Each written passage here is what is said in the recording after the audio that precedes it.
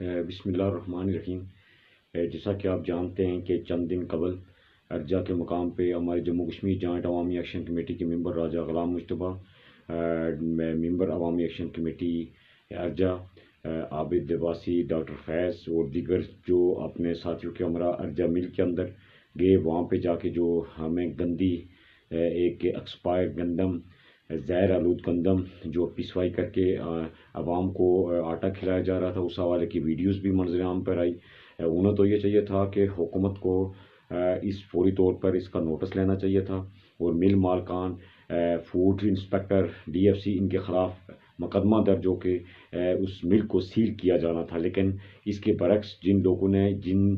عوامی نمائندوں نے اس کی نشاندہی کی، اس کالے دھندے کی نشاندہی کی، ان کے خلاف مقدمہ درج کیا گیا اور کل رات جو ہے عوامی ایکشن کمیٹی ارجا کے ممبر، انتہائی متحرک ممبر ڈاکٹر فیض کو گرفتار کر دیا گیا۔ تو اسی حوالے سے میں جو گزارش کرنا چاہتا ہوں کہ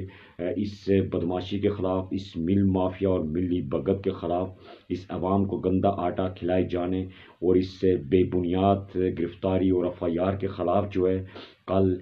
دن 11 بجے ارجا کے مقام پہ جموں کشمیر جوائنٹ عوامی ایکشن کمیٹی ضلع باغ، ضلع پونچھ کے کور کمیٹی کے ممبران اور ساتھ جو ہماری جو تحصیل رابلہ کوٹ ہے اور تحصیل جو ہے پیر کوٹ ہے، ان کی وہاں کی جو عوامی ایکشن کمیٹی کے جو سرکردہ ممبران ہیں، ان پہ مشتمل جو ہے ارجا کے مقام پہ اجلاس منعقد ہوگا کل دن 11 بجے، کل 9 فروری دن 11 بجے، جس میں اس حوالے سے تمام چیزوں کا جائزہ لے کے آئندہ کا اس کا لائے عمل طے کیا جائے گا۔ تو میں تمام ممبران جوائنٹ عوامی ایکشن کمیٹی